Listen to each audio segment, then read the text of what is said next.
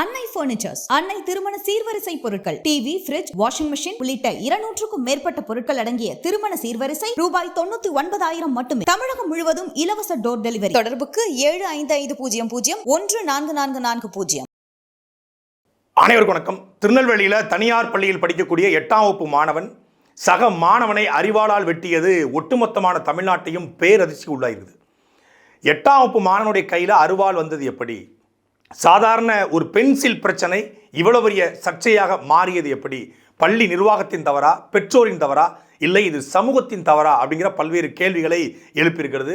உண்மையிலே அங்கே என்ன நடந்துச்சு, 8ஆம் வகுப்பு மாணவன் ஏன் சக மாணவனை வெட்டினா அப்படிங்கிறதான் இந்த காணொலியில தெளிவா பார்க்க போறோம். கிளவுட் கம்ப்யூட்டிங் மற்றும் டெவாப்ஸில் முழுமையாக தேர்ச்சி பெற ஆர்வம் உள்ளவரா நீங்கள்? இந்தியாவிலேயே முதல் முறையாக இகாஸ் கிளவுட் 1-to-1 மற்றும் குழு முறையிலும் அனுபவம் மிக்க பயிற்சியாளர்களால் ஆன்லைன் வழியாக வகுப்புகளை வழங்குகிறது. தினசரி மற்றும் வாராந்திர பயிற்சி வகுப்புகள் மூலம் கிளவுட் மற்றும் டெவாப்ஸ் சான்றிதழ்களை பெறலாம். மேலும் தொடர்பு கொள்ள www.ecoscloud.com என்ற இணையதளத்தில் பார்வையிடுங்கள். நீதி வழங்கும் போது அண்ணன், தம்பி, சொந்தம், பந்தம், பணக்கார, ஏழை எதையுமே பார்க்க கூடாதுடா. நாயத்தை மட்டும் தான் சொல்லணும். திருநெல்வேலி பாளையங்கோட்டையில் ஒரு தனியார் பள்ளி, ஏதோ 2 வருஷம் முன்னாடி ஆரம்பிச்சது, ஒரு 5 வருஷம் முன்னாடி ஆரம்பிச்சது அப்படி இல்லை. 50 ஆண்டு காலமாக திருநெல்வேலி பாளையங்கோட்டையில் நடந்து கொண்டிருக்கிற ஒரு பள்ளி, ஒரு பெயர் பெற்ற பள்ளி, புகழ்பெற்ற பள்ளின்னு சொல்லலாம். அந்த பள்ளியில் எல்லாராலையும் படிக்க முடியாது. அப்பர் மிடில் கிளாஸ் இல்லை ஒரு ஹை கிளாஸில் உள்ளவங்க மட்டும்தான் படிக்கக்கூடிய பள்ளி. சென்ட் சேவியர்ஸில் படிக்கும்போது நல்லா தெரியும் அந்த பள்ளியை பற்றி. திருநெல்வேலியில் இருக்கக்கூடிய ஒரு 50க்கும் மேற்பட்ட மருத்துவர்கள், இப்போ இருக்க மருத்துவர்கள் அந்த ஸ்கூலில் படித்தவங்க தான். நிறைய வழக்கறிஞர்கள், அதே போல் பெரும் பெரும் தொழிலதிபர்களுடைய பிள்ளைங்க படிக்கக்கூடிய பள்ளி. அந்த பள்ளியில் தான் 8ஆம் வகுப்பு படிக்கக்கூடிய ஒரு மாணவன் பைக்குள்ள அருவாளை எடுத்துகிட்டு போய் சக மாணவனை வெட்டியிருக்கிறான்.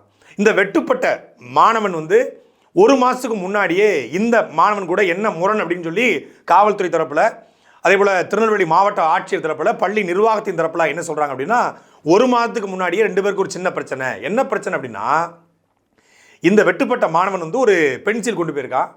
அந்த பென்சிலை இது என்னுடைய பென்சிலு அப்படின்னு சொல்லி இந்த வெட்டிய மாணவன் சொல்லியிருக்கிறான்.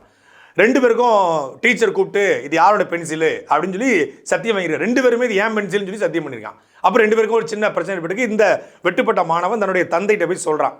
அப்போ அந்த மாதிரி என்னுடைய பென்சிலை, நீங்கள் வாங்கி கொடுத்த பென்சிலை இன்னொரு பையன் ஏன் பென்சில்னு சொல்கிறான், அந்த பென்சில் 2 பேருக்கு வேணாம்னு சொல்லி டீச்சர் வாங்கி வச்சுட்டாங்க அப்படின்னு சொல்லியிருக்கான். அப்போ இவர் பள்ளி நிர்வாகத்துக்கு அழைச்சி பேசி, இந்த மாதிரி பென்சில் அது நாங்கள் வாங்கி கொடுத்த பென்சில் தான், அது அவனோட பென்சில் தான், இவன் பொய் சொல்லலை, நீங்கள் கொஞ்சம் பேசி சரி பண்ணுங்கன்னு சொல்லி ஃபோனில் சொல்லியிருக்காரு.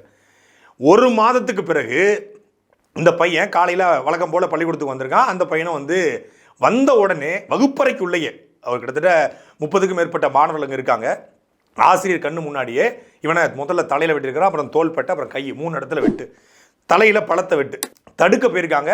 தடுக்க போனால் ஆசிரியரையும் தலையில் ஓங்கியிருக்கிறான். ஆனால் அந்த ஆசிரியர் தடுத்ததுனால அவங்க உள்ளங்கையில் வெட்டு விழுந்திருக்கு. ஆசிரியருக்கும் வெட்டு, சக மாணவனுக்கும் வெட்டு. ஒரு பென்சில் சண்டை அப்படின்னா, ஒரு ஒரு இதை வச்சு பேனா வச்சு குத்திட்டாங்க அப்படின்னா அது பிரச்சனை இல்லை. இல்லை பென்சில் சண்டை காம்பஸை வச்சு குத்திட்டாங்க அப்படின்னா பிரச்சனை இல்லை. சக மாணவர்களுக்குள்ளே சண்டை ஒரு வழக்கம் தான். நம்மளும் படிக்கும்போது மாணவரோட சண்டை வந்திருக்கு, சண்டை போடுவாங்க, சட்டையை பிடிச்சி உருள்வாங்க, இல்லை காம்பஸ் வச்சு குத்திடுவான், இல்லை பேனா வச்சு குத்திடுவான், இல்லை அப்படி ஒரு சின்ன சின்ன சண்டைகள் வருவது வழக்கம். ஆனால் 8ஆம் வகுப்பு படிக்கக்கூடிய ஒரு மாணவனுடைய கையில் வெட்டக்கூடிய அளவுக்கு கூர்மையான அருவாள் வந்தது எப்படி? இது யாருடைய தவறு? அந்த பாதிக்கப்பட்ட பையனுடைய தந்தை என்ன சொல்றார், பத்திரிகையாளர் செஞ்சிருக்காரு, நம்மளும் தனிப்பட்ட முறை அவர்கிட்ட பேசும்போது சொல்றாரு, பள்ளி நிர்வாகம் எதையோ மறைக்க பார்க்குது. 1 மாதத்தில் நிறைய தடவை சண்டை வந்ததாக தம்பி சொல்கிறான், பையன் பயப்படுறான். இப்போ என்ன சொல்லியிருக்கான், என்ன சொல்கிறான், வெட்டுப்பட்ட பிறகு வேறு ஏதாவது சண்டை காரணமாக இருக்கா, இல்லை இந்த 1 மாதத்தில் வேறு எதுவும் நடந்துச்சுன்னா பென்சில் சண்டை மட்டும் இல்லை, சின்ன சின்ன சண்டைகள் அவ்வப்போது வந்திருக்கு. எங்கள் 13 வயசு பையன், இப்போ ஒரு +2 படிக்கிற பையனா கூட 2 பேருக்கு ஒரு காதல் பிரச்சனை இருக்கலாம் அப்படின்னு கூட சொல்லலாம். ஒரு கல்லூரி பையனா கூட ஒரு காதல் பிரச்சனைன்னு சொல்லலாம். இங்கே சாதியும் சிக்கல் இல்லை, இங்கே மதமும் சிக்கல் இல்லை, வேறு எதுவும் 2 பேருக்கும் அது கொடுத்த புரிதல் இருக்க வாய்ப்பு கிடையாது, அந்த சிக்கல் இல்லை. அப்போது வேற 1 மாத காலமாக 2 பேரும் தொடர்ச்சியாக சண்டை போடும்போது பள்ளி நிர்வாகமும் அந்த தனிப்பட்ட பள்ளியினுடைய அந்த 8ஆம் வகுப்பு ஆசிரியரும் வகுப்பாசிரியரும் அந்த பையன் ஒரு குழந்தை தான், கிட்ட அவனும் குழந்தை இவனும் குழந்தை, அதுதான் நிர்வாகம் சொல்லுது, மாவட்ட ஆட்சியர் 2 பேருமே குழந்தை தான், அவனுக்கு கவுன்சிலிங் தேவைப்படுதுன்றாங்க. இதை வெட்டுவதற்கு முன்னாகவே சின்ன சண்டை வந்தபோது பள்ளி நிர்வாகம் அவனுக்கு ஒரு கவுன்சிலிங் கொடுத்துருந்தா, சக மாணவனை எப்படி நடந்து கொள்ளணும், சக மாணவனை எப்படி மதிக்கணும் அப்படிங்கிறத ஒரு கவுன்சிலிங்காக கொடுத்துருந்தா இப்போ அருவாளால் வெற்ற அளவுக்கு போயிருக்குமா? இது தனிப்பட்ட அந்த மாணவனுடைய தவறா, பள்ளி நிர்வாகம் மற்றும் சமூகத்தின் தவறா? இன்னைக்கு எல்லாரும் செல்போனில் மூழ்கிட்டான். புதுசான கேம்ஸ், அதாவது வன்மத்தை தூண்டக்கூடிய, வன்முறையை தூண்டக்கூடிய, கொடுமையான எண்ணத்தை தூண்டக்கூடிய விளையாட்டுகளை கேம்ஸை விளையாடுறான். ஒரு காலத்தில் வந்து பள்ளி முடிஞ்சு போனால் கபடி விளையாடுவாங்க, பாண்டி விளையாடுவாங்க, இல்லை கிரிக்கெட் விளையாடுவாங்க, இல்லை வேறு ஏதாவது ஸ்போர்ட்ஸில் ஏற்படுத்திக்குவாங்க. ஒரு ஒற்றுமையை ஏற்படுத்தக்கூடிய, ஒரு டீம் மேனேஜ்மெண்ட்டை ஏற்படுத்தக்கூடிய விளையாட்டுகளை விளையாடினான். ஆனால் இன்னைக்கு செல்ஃபோன் மூலியமாக என்ன விளையாட்டு விளையாடுறான்னா, கத்தியால் ஒருத்தனை சக மனிதனை குத்தி, இந்த கொடூரமாக குத்தி கொள்கிற மாதிரியான காட்சிகள் வரக்கூடிய கேம்ஸு, துப்பாக்கியால் சுட்டு அப்புறம் வந்து வேட்டையாடுற மாதிரியான கேம்ஸு, மிருகங்களை கொள்கிற மாதிரியான கேம்ஸு. இப்போ இந்த ப்ளூ வெயில்னு வந்துச்சு. ப்ளூ வெயில் கேம் வந்து மாணவர்கள் தன்னைத்தானே அழிச்சுக்கிட்டான். அந்த கேமுடைய எண்டு என்னன்னு பார்த்தா, எங்கேயாவது போய் மாணவன் வந்து மாடியிலேருந்து குதிக்கிறது, அதில் தொடர் வண்டியில் போய் படுத்துக்கிட்டு தண்டவாளத்தில் படுத்துக்கிறது, இல்லை தன்னைத்தானே வந்து கத்தியால் கீறிக்கிட்டு ப்ளூ வெயில்னு எழுதுறது, இந்த மாதிரியான கேம் வந்து சமீபத்தில் பரவிச்சு ஒரு கொஞ்ச நாளுக்கு முன்னாடி. இப்போ என்ன மாதிரியான கேமை மாணவர்கள் விளையாடுறான்னா, ஃப்ரீ ஃபயர் போன்ற விளையாட்டுகள். செல்ஃபோனை அவன்கிட்ட வந்து பிடுங்கினாலே அப்பாவையோ அம்மாவையோ அவன் முறைச்சு பார்ப்பான்.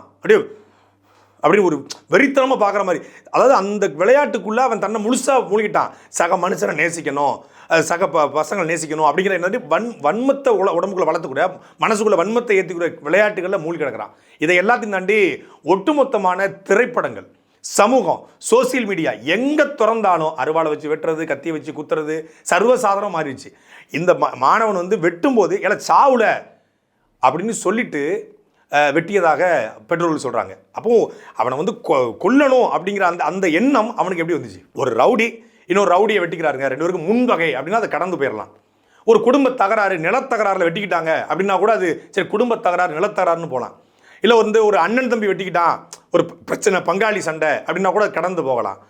இல்லை புதுசாக வந்து ஒருத்தன் தொழில் போட்டியில் வெட்டிட்டாங்க, பணம் கொடுக்கன்னு வெட்டிட்டான், கொடுக்கல் வாங்கல பிரச்சனை அப்படின்னா கூட கடந்து போயிடலாம்.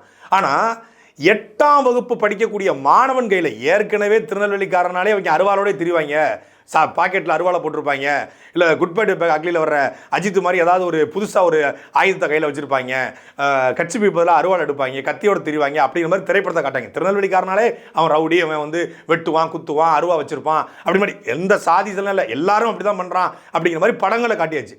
சின்ன சின்ன பசங்கள் வந்து இன்றைக்கி படத்தில் வந்து அப்பாவுடைய மரணத்துக்கு பையன் ரிவெஞ்ச் எடுக்கிற மாதிரி, சின்ன பையனாக இருப்பான், அப்பாவோட பையனுக்கு மரணத்துக்கு பையன் போய் ரிவெஞ்ச் எடுக்கிற மாதிரியான காட்சியில் வைப்பது. இதையெல்லாம் பார்த்து பார்த்து வளரக்கூடிய ஒரு சமூகம் எப்படி வளரும்?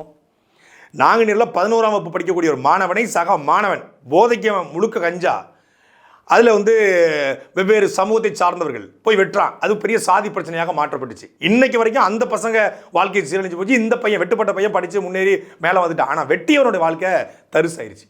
இன்னொரு பக்கம் பார்த்தா கட்டியமால்புரம் அப்படிங்கிற ஒரு ஊரில், தூத்துக்குடி மாவட்டம், அங்கே 11ஆம் வகுப்பு படிக்கக்கூடிய பையனை வந்து 4 பேர் சேர்ந்து பேருந்து நிலையத்திலே கொடுமையான முறை வெட்ட, நல்லவேளை அந்த பையன் வந்து மரணம் அடையலை, வெட்டு காயங்களோட அரசு மருத்துவமனை சிகிச்சை பெறான். இப்போ சேலத்தில் பார்த்தா ஒரு காதலனால் ஒரு காதலி குத்தி படுகொலை செய்யப்படுறா, அவனும் தன்னைத்தானே அழிச்சுள்ள பார்க்குறான். எங்கே திரும்பினாலும் ஏதோ ஒரு வகையில் கத்தியை எடுத்துக்கொண்டு மாணவர்கள் பள்ளிக்கூடத்துக்கும் கல்லூரிக்கும் போகக்கூடிய ஒரு சூழல் இந்த ஆட்சியில் உருவாயிருக்குது. சர்வசாதாரணமாக மருத்துவமனையில் போய் மருத்துவரை கழுத்தெடுத்துட்டு நம்மளால் தப்பிச்சு வர முடியும்னு ஒருத்தன் உள்ளே போகிறான். அரசு பள்ளிக்கூடத்தில் பாடம் பயிற்றுவிக்கிற ஒரு ஆசிரியரை ஒருத்தன் வந்து எனக்கு பொண்ணு அவன் வந்து கல்யாணம் முடிக்க முடியாதுன்னு சொல்லிட்டா, உன்னை கட்டிக்க முடியாதுன்னு சொல்லிட்டா அப்படிங்கிறதுக்காக வெளிநாட்டுலேருந்து வந்தவன், வெளிநாட்டுலேருந்து வந்தால் ஆக்சாயில் வேண்டி வருவான், வெளிநாட்டில் வந்தால் ஏதாவது தைலம் வேண்டி வருவான். இவன் வெளிநாட்டிலேருந்து நேராக அருவாளோட வந்திருக்கான்.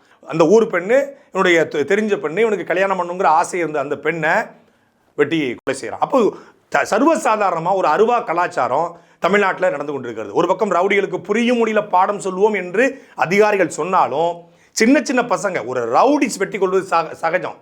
2 ரவுடி வெட்டி கொள்வது சம்பந்தமே இல்லாமல். இந்த ஆசிரியர் சொல்கிறாங்க, இந்த வெட்டிய மாணவன், அந்த பேர் எசகிமுத்துன்னு நினைக்கிறேன், அந்த வெட்டிய மாணவன் வந்து அமைதியான மாணவன், நல்ல பையன், யார்ட்டையும் பெருசாலும் சண்டை போட மாட்டான், ஆனால் அவனுக்குள்ளே இப்படி ஒரு எண்ணம் இருந்தது எங்களுக்கு இப்போ தான் தெரியும்ன்றாங்க. அப்போது இந்த ஒரு அவன் எப்போதும் சண்டை போடுவாங்க, பள்ளிக்கூடத்தில் வந்து ரப்சராக தான் நடந்து கொள்வான், அவன் யாராலும் திரும்ப பேசுவான், எடுத்தெறிஞ்சு பேசுவான், ஆசிரியர்களை மதிக்க மாட்டான் அப்படின்னா அவனை கேரக்டரை நம்ம வந்து புரிந்து கொள்ள முடியும். ஆனால் நல்ல பையன்னு ஒரு சர்டிஃபிகேட் கொடுக்குற அந்த பையனே அருவாளை பையில கொண்டு வந்திருக்கான்னா இது திட்டமிட்டது. பள்ளிக்கூடத்தில் கிடக்கிற ஒரு கட்டையை பிடிங்கி அடிச்சிட்டான், ஒரு குச்சியை பிடுங்கி அடிச்சிட்டான், வாத்திரியில் வச்சிருந்த ஒரு பெரம்பெடுத்து அடிச்சிட்டான், இல்லை பைய தூக்கி மேலே போட்டுட்டான், இல்லை கையில் வச்சிருந்த காம்பஸ் வச்சு கிழிச்சிட்டான் அப்படின்னா கூட இது ஒரு தற்செயல் சண்டை, யதார்த்த சண்டை அப்படின்னு கடந்து போகலாம்.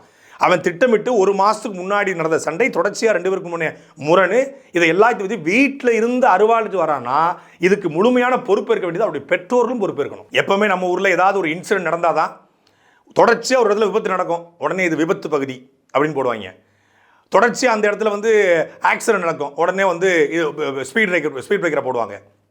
தொடர்ச்சியாக வந்து போர்வெல் குழிகள் விழுந்ததுக்கப்புறம் தான் போர்வெல் குழிகள் விழுந்த குழந்தையை கண்டுபிடிக்கும் எந்திரத்தை கண்டுபிடிப்பது எப்படி, எந்திரத்தை கண்டுபிடிப்பது எப்படின்னு ஒரு ஆராய்ச்சியில் ஈடுபடுவாங்க.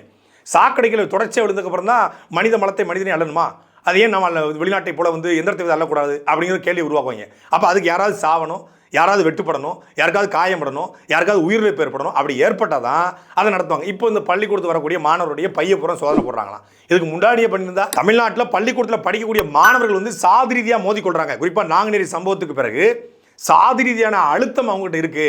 இதை போக்குவதற்காக தமிழ்நாடு அரசு என்ன பண்ணுறாங்க, ஒரு தனிப்பட்ட ஒரு ஓய்வு பெற்ற நீதிபதி தலைமையில் ஒரு குழு போடுறாங்க, மரியாதைக்குரிய சந்துரு தலைமையில் ஒரு குழு. அந்த குழு தமிழ்நாடு முழுக்க பல்வேறு அரசு பள்ளிகளுக்கு, தனியார் பள்ளிகளுக்கு சென்று ஆய்வு செய்து மாணவர்கள் சாதி ரீதியான கயிர்கள் கட்டியிருப்பதனால, சாதி ரீதியான அடையாளங்களை பொட்டுகளாக வைத்திருப்பதனால அவங்களுக்கு சாதிய மோதல் ஏற்படுது. அதனால் இனி பள்ளிக்கூடத்தவருடைய மாணவர்கள் சாதி கயிறு கட்டக்கூடாது அப்படின்னு சொன்னாங்க. கயிறு கட்டக்கூடாது, பொட்டு வைக்கக்கூடாது என்று அறிக்கை விட்டவங்க அருவா வைக்கக்கூடாதுன்னு சொல்லலை போல இருக்கு. அதனால தான் அந்த மாணவன் அருவாவில் கொண்டு வந்திருக்கான். ஒரு 8ஆம் வகுப்பு படிக்கக்கூடிய மாணவன் கையில் அருவா வந்ததுக்கு காரணம் பெற்றோர், சமூகம், இந்த பள்ளி, இந்த 3 தான் காரணம். இந்த பள்ளி ஏற்கனவே இந்த மாணவனுக்கு வரக்கூடிய பிரச்சனையை களைஞ்சி அந்த அவனுடைய சின்ன சின்ன சிக்கலை தீர்த்து வச்சிருந்தா, அந்த சண்டைக்கு சரியான தீர்வை கொடுத்துருந்தா, அவனுக்கான முழுமையான கவுன்சிலிங்கை கொடுத்துருந்தா இப்போ ஒரு பையன் வெட்டப்பட்டிருக்க மாட்டான். இந்த வெட்டிய மாணவன் எப்பவுமே பாதிக்கப்பட்டவன் பக்கம் நிற்பதான் ஆறாம். ஆனால் இங்கே பாதிக்கப்பட்டிருப்பது 2 பேரும் தான். இவன் இப்போ மனநல ஆலோசகர்கிட்ட போயிருக்கான், திருவசீத்தப்பள்ளி அது மாதிரி கொண்டு போவாங்க. இவனுடைய வாழ்க்கை 13 வயசுலேயே 8ஆவது படிக்கும் போதே ஒரு பையனை வெட்டினவன்பா அப்படிங்கிற அந்த முத்திரையோடு தான் அவன் வாழ்க்கை முழுக்க வளரணும். ஒரு சமூகம் இந்த மாணவனுடைய கையில் வம்படியாக அருவாளை திணிச்சிருக்கு அப்படிங்கிறது தான் யதார்த்த உண்மை. சாட்டை எடுத்து நாட்டை திருத்து, இளம் தலைமுறை தானே நீ வழி